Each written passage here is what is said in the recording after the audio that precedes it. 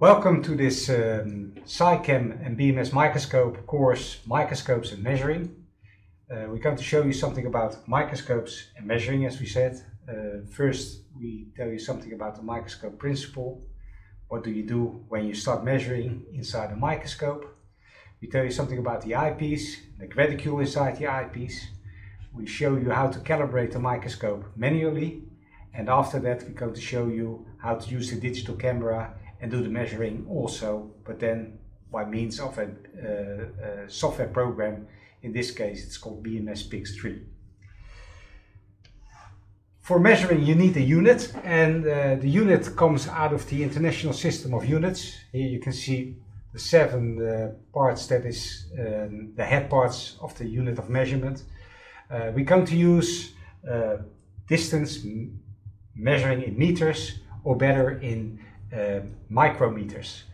And here you can see where the micrometer is in line of big towards small to the right hand side. You see 10 to the power of -6 is it called, I think, in English. That's the one we're going to use. Shortly, it's micrometer. It's the Greek letter mu, that is referring it to this distance. What is it in general? What do we have to think about a micrometer? How big is that? What kind of dimension do I have to think of? Here's a few things to give you an idea. It's the smallest detail we can see through a light microscope. It's the width of a bit of a compact disc, a row of 5,000 atoms, or 100th of the thickness of a newspaper sheet. Well, you can see that is giving you an idea, but giving you an idea, that's not enough. We want to do a proper measurement, and if we make it a measurement with units, we of course have to calibrate the microscope. These are the 3 main items for doing a proper measurement: the microscope, the eyepiece with a reticule, and the reticule of course is a glass disc inside the eyepiece with a scale on it, but the scale doesn't have any unit. That exactly is what we're going to do. We're going to give that scale a unit, and we're going to do that by the use of a stage micrometer, an object micrometer you see here on the right hand side. And these give you the microscope with a calibrated eyepiece, and where you can make your measurements with. Not only here, but you can compare it, of course, with a microscope of your next door neighbor, but also of somebody on the other side of the world with his own microscope. The moment you start calibrating, then you can compare the measurement that you've made. In the following part, we're first going to show you how to manually calibrate the microscope, and after that we're going to do it by means of a digital camera. Measuring with the microscope. To do a proper measurement, you need a few items before you can start. Of course, you need the microscope. This one here is the BMS D3. It's a microscope with E-plan objectives, LED illumination, color illumination on the lighthouse. It's a trinocular. I put a camera on top. It's the main part of doing a measurement with a microscope, but for that you need 2 other items. You need a eyepiece with a built-in reticule. It's a kind of ruler, as you see on the screen here. This is the camera. This is the ruler inside the eyepiece. The eyepiece is in between the camera and the microscope. And here you see a scale starting from 0 up until 10. It's divided in 100 parts, so each part, each number is 10 parts. Altogether it's 100 parts. It's parts. There's not a unit to it. To bring a proper unit to these scales, you need a stage micrometer. The stage micrometer is an object, a slide, with a small centered image, and inside that image there is a millimeter divided in 100 parts, and each part is 10 microns. Altogether, 1 millimeter is 1000 micrometers. We go now to have a look at the eyepieces with the 10 times eyepiece with the reticule together with the stage micrometer, and we have to calibrate each objective, because the moment that you start changing the objective, you change also the total magnification. Magnification of a microscope is made by the eyepieces in combination with the objectives. If you have a 4 times objective and a 10 times eyepiece, together you got a total magnification of 10 times 4 is 40 times. With the 10 times objective, 10 times eyepiece, you got 10 times 10, you got a total magnification of 100 times. With a 40 times objective and the 10 times eyepiece, of course, you get 400 times total magnification. First, we start with the smallest objective, the smallest magnification, which in this case is the 4 times. And if you look at the image, you can see already in the back, you can see the stage micrometer moving here, and in front you see the ruler, the reticule inside the eyepiece. It's very handy to have a microscope with a mechanical stage if you want to do measurements, because you want to have a precise movement of your slide, like I do here. Well, I've put the reticule inside the eyepiece on a horizontal level, which makes it easier now for me to line both rulers just like that. And you have to find the best overlapping moment. You can actually focus it a little bit. And if I have a quick look and I see the stripes of the stage micrometer, which is the bottom scales here, and align it together with the top ones, which is the eyepiece reticule, then I can see roughly that I have here a perfect match. If I start here and I go up to 2 in the eyepiece reticule, it equalizes exactly half of the stage micrometer. That means that there are 5 big stripes here, 1, 2, 3, 4, 5, which makes it 500 microns. Total was 1000 micrometers, I have to say. 500 micrometers equalizes 20 units of the eyepiece reticule. We can put that in a table to make sure that we have all the figures right.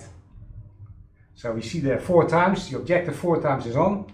Total magnification was 4 times 10, 40. Number of stripes in the eyepiece, which is 20. And the number of micrometers that we have measured in line with the 20 is 500 microns. Then we go to the 10 times eyepiece, 10 times objective. And you can see here already that stage micrometer all of a sudden is much bigger than it was with the 4 times objective, which is not surprising, of course. And again, you can find the focus of the stage micrometer like here. Let's line it up as good as possible with the eyepiece reticule.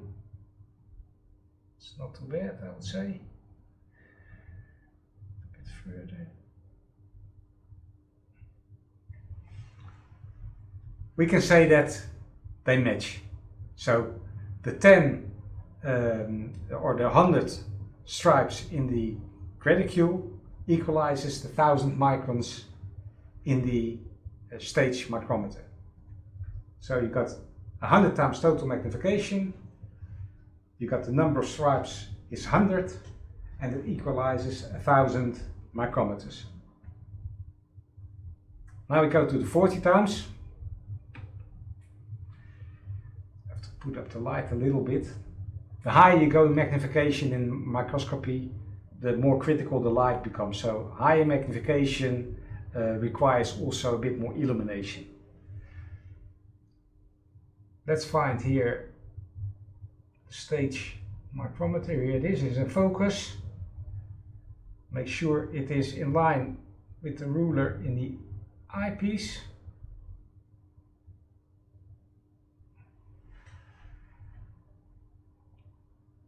Well, if I look at it, it's proper to go from 0 to 4 here, and it equalizes exactly one major part in the stage micrometer, which is 100 microns, equalizes 40 units in the graticule.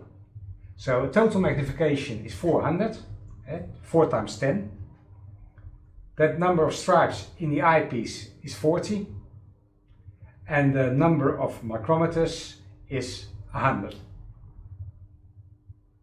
Now we can do the calibration of the calibration factor of the several objectives. Let's start with the 40 times, the 4 times objective, the 40 times total magnification. We have to do, the factor is the S, which equalizes the 500 micrometers divided by 20. That's 25. Then on the 10 times eyepiece is 1000 divided by 100. It's 10. Then we got the 40 times, which is 100 divided by 4, equalizes 2.5. These three factors are our calculating factors. By rights, you can say, is it a, can it give a unit to it? By rights, yes, it's the micrometer.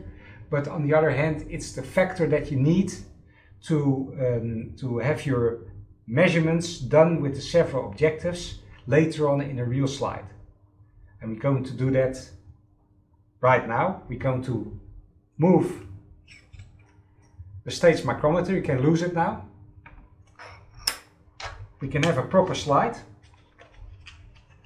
I got here some prepared slides.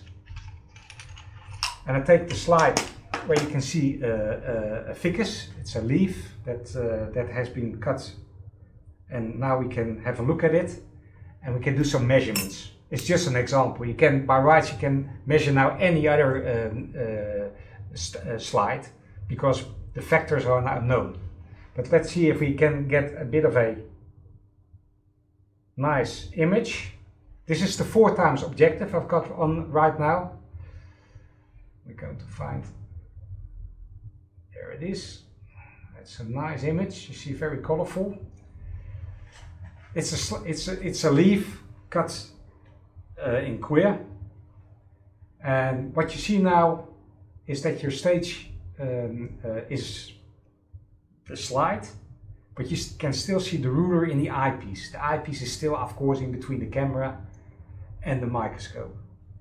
How can we do a proper measurement now? Because I want to, for instance, I want to have a measurement done roughly here where the part of the leaf is. I want to know what thickness has this leaf. So we have to measure it with the reticule. But how can we do this? Because if I move it now, I can move the slide, but I can't really make a proper measurement. What you can do, of course, is make sure that you move the eyepiece. It looks like I'm moving the slide, but that's not true. The slide is here, it's fixed. And what I'm doing right now, I'm moving the eyepiece in such a way that I can make a proper measurement. And you don't have to, of course, have to start all the time with 0, but the only thing is, if I start here now with 2, then that, of course, is my 0 point. By rights, you can start with 0 as well, right here. But normally, my focus is a bit better in the center of the image, rather than take it on the side, on the rim of the image. Well, let's put it as good as possible in line.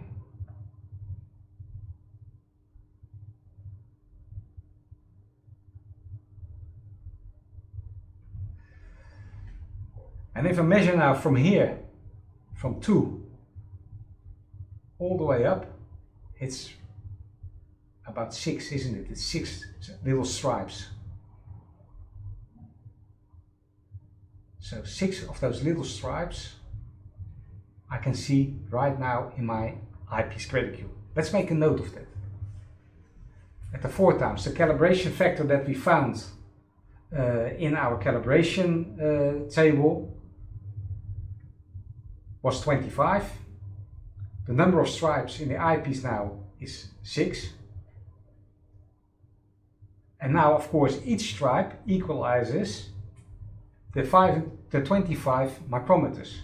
So 6 times 25 is altogether 150 micrometers. That's what we've just measured. If I go now to the next objective, the 10 times objective, we have to find a slide again. Let's make it more or less the same. I have to focus it a bit. That's it. Now I have to lower my ruler a little bit, because that was the more or less the same spot as I had on with measuring by the 4 times objective was on. So let us have a look what we have here. It's could be 6.5, 6.6.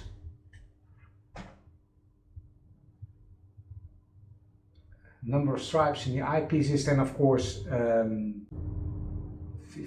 Let's put it on, make it 15 there. And the calibration factor that we found was 10. 10 times 15 equalizes 150. Let's go to the 40 times.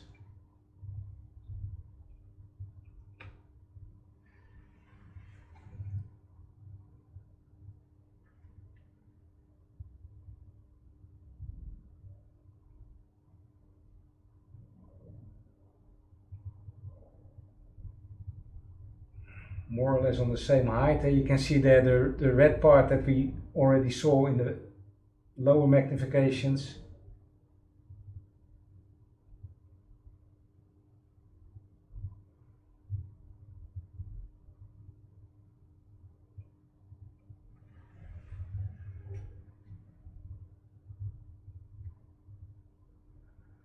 We have to start.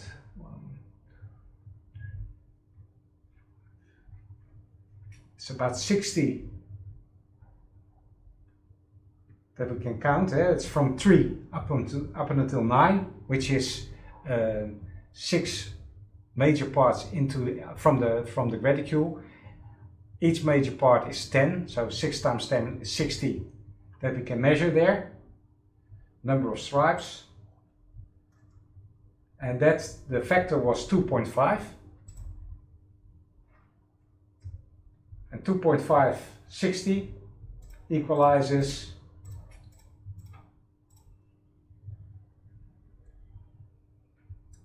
150.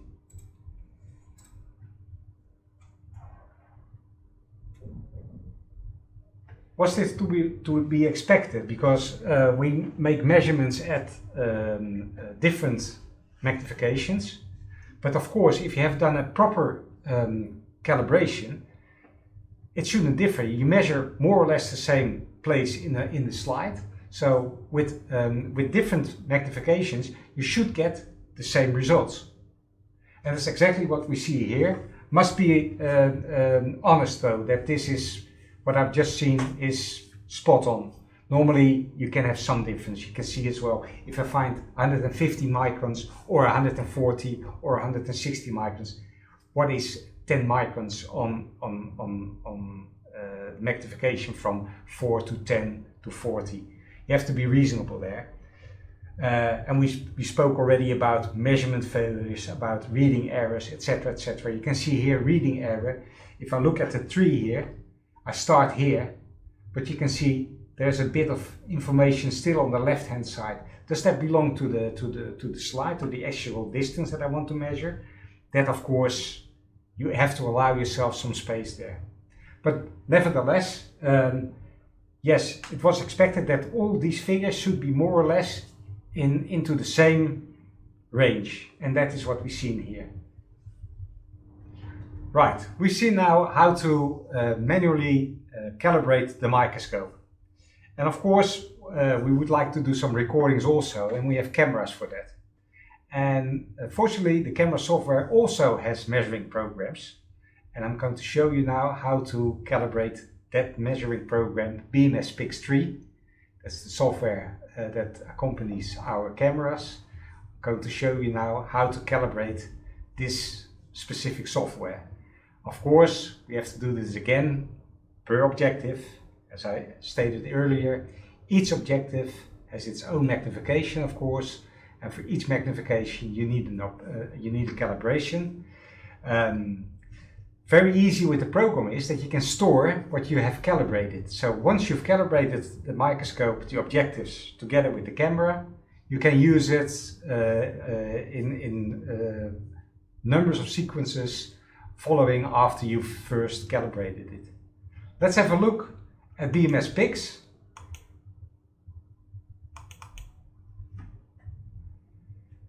Here you see the program opening. On the left you see no device. It's searching now for the camera that's connected to the computer, and now you see the name of the camera popping up, which is this camera. We're going to open the camera, and here is the live image. As you may recognize, that's where we left it when we did the manual calibration. It's at the 40 times. But as I said before, we need to start to calibrate again. So we use the slide here, take the slide with the millimeter on it.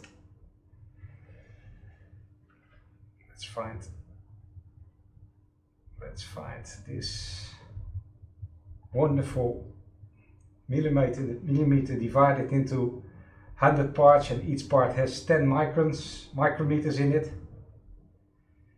Here it is. Well, to make it all a bit more visual, we're going to put it in a horizontal way also.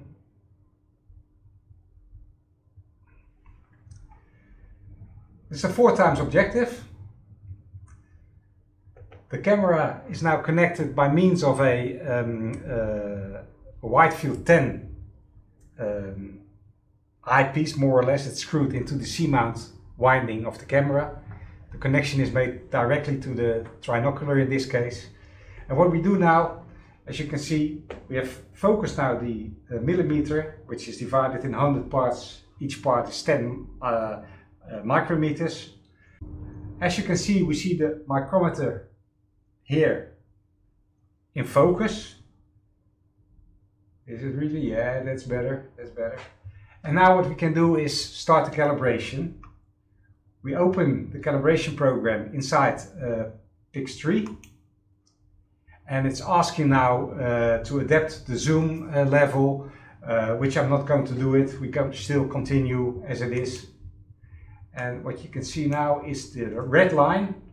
This is the calibration line. I can move the red line any position. I can make it a bit shorter also. And what we're going to do is we're going to put it just like we did with the manual calibration.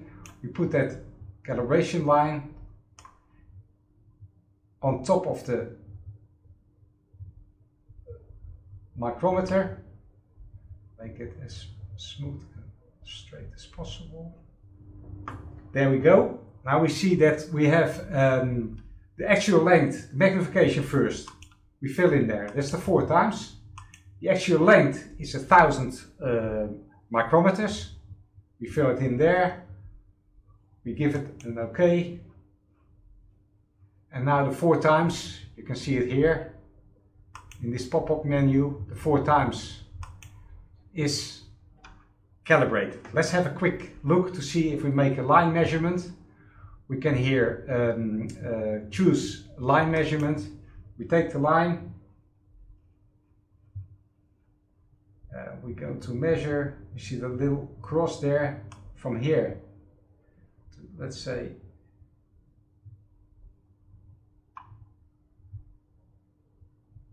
here. Let's have a look. It's 1, 2, 3, 4 big units, which is 400 microns. And what does it say here? 401.1 microns is measuring. So I think we got done a proper calibration here for the 4 times.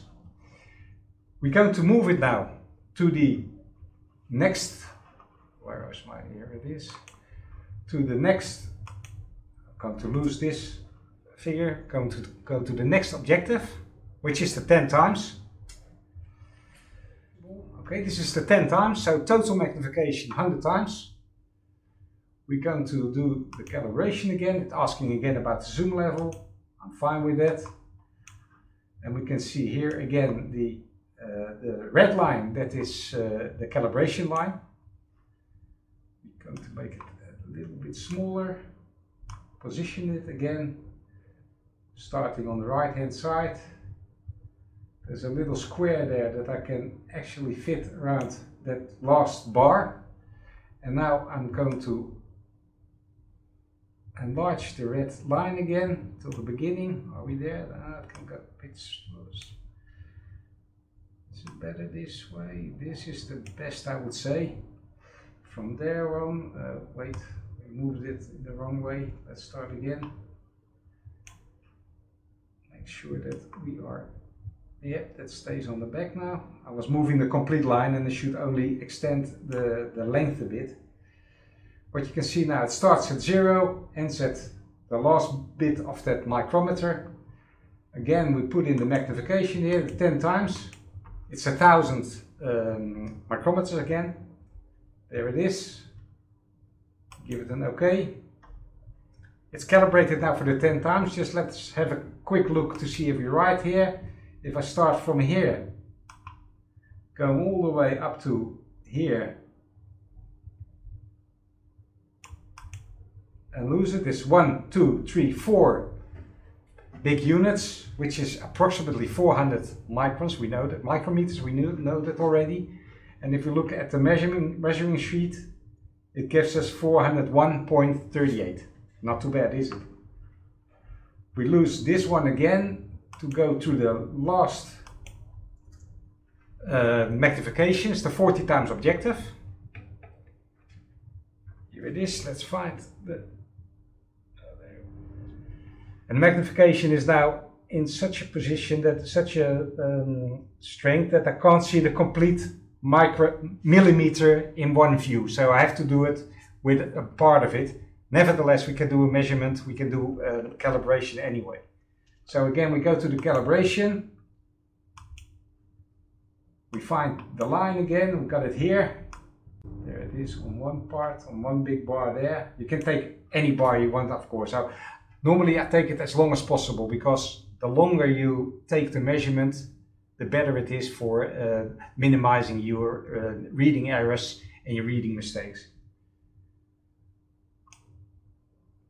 Now making the line a tad larger again, so that it is going to fit straight on the bar here. From here to here, it's altogether 200 microns here, 100 micrometers. 100 is 1 bit. This is 200 micrometers. We say the magnification, we give it the 40 times. It's 200 micrometers. We say okay. Let's do a quick test. Let's measure from here to here. Well, let's make it a half, why not? And it says 101.35, which is, in my opinion, close enough. We're going to lose this micrometer now, and we're going to put on the slide with the figures again, like we used when we were calibrating manually. Here's the figures. It's at the 4 times magnification, and you can see here the spot where we did approximately the measurements in the first calibration session. To calibrate, of course, is not necessary anymore because we have that done. I've done that already. What you have to do though is make sure that you choose the right calibration, the right objective. The 4 times, it's the 4 times objective. Put in the 4 times here. And if I start doing a line measurement, for instance, I can go from here to here. But you see there is this little cross, and it has a nice horizontal bar and a vertical bar. And to make the measurement as good as possible, I prefer, but that's my own preference, to have it as good as possible leveled on a horizontal level. Here was approximately the line that we used to measure. Let's do it again. I start here, go all the way up. Wait, I have to do this again. I lost it here. I just delete this measurement and do it again. Start from approximately here up to, that's it. What have we measured there? Let me have a look at the measurement sheet. It says 147.88. Well, we know from the first measurement that we did, that was 150 micrometers. We're getting here 147.88, which is not too bad. That's almost the same, isn't it? Let's see what happens if we go to the next objective. We lose this value here, turn it to a 10 times. Almost back into focus again. This was more or less the area where we were measuring in. We have to choose the 10 times. Let me show you what happens after we've done this with the 10 times. We measure with the 4 times. If you make a judgment mistake and you forget to change the objective. We do a line measurement again. About somewhere around here. All the way up to here. What does the measurement sheet give me here? 149.89, which is 150 micrometers. If I change now, for instance, my objective here, let's go to the 4 times, it gives me a different value. You can see all of a sudden it's 374.89, let's say 375 micrometers. It's not the right measurement done there because I have the wrong objective. The objective was a 10 times. We can correct ourselves straight away, and it now goes back again to the 150 micrometers that we were supposed to measure. We lose this value again also, and we go now to the 40 times.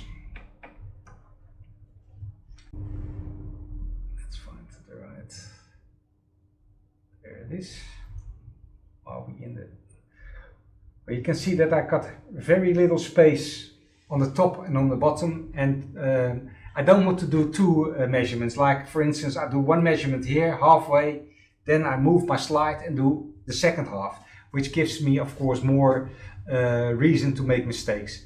What we can do now is, for instance, completely rotate the image. We have to know for sure where we are. We can center this one. We have to go up a bit. And now we can see the place where we used to measure. That was around this area here. Let's put it first a bit better in focus. Around this area here. We go to the 40 times objective, choose it here. It's now calibrated for 40 times. We do a measurement. Let's go from, let's say, from here all the way to up there. Let's see what the results are. 150.62.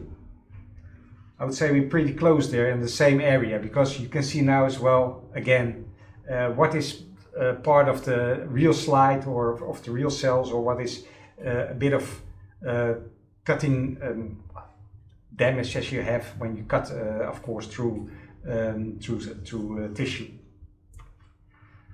I show you another thing also that can be done with this program. We can, for instance, do a measurement, a rectangle measurement. Like if a cell is more or less rectangle, you can of course say, oh, let's see what this size is more or less. And now you can see a value here, and on the measurement sheet it says R1, that's the area that we've measured. It gives you the length, and it gives you the width, and it gives you the area measurement, 190 square micrometers. I can do a circle measurement also if I want. After like I've done, where is it? Here is the circle measurement of 2 points. If you have, for instance, a core of a cell, you can measure that. That's, for instance, we want to have this shape here. In circles, you can see here, when you see the measurement C1, it gives you the diameter, it gives you the area, and that is of course interesting to see also.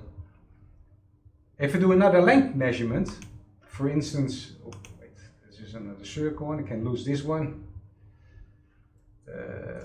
Yep, there it is, it's gone. If I do another length measurement, for instance, second length, I want to measure just something from this point to up to here. It's now called L2. L1 measurement was the first one we did, the 150 micrometers. The L2 in sequence, it's the second length measurement. It's doing the same with the circle ones or with the rectangular ones. It gives it number in sequence, following each other, of course. Another measurement we can do is the polygon one on several points in an area. And of course, if it's not really rectangular, then this will give you another value, a more accurate value. Again, it gives you the area also, so that means that you can still do the area measurement, but with several points of measurements. This can all be stored, of course, because it's a computer program, it's connected to the PC. If I switch it off and I restart it again, it's already calibrated. You don't have to do the calibration again. Once you've calibrated, you put it into the system, it stays there.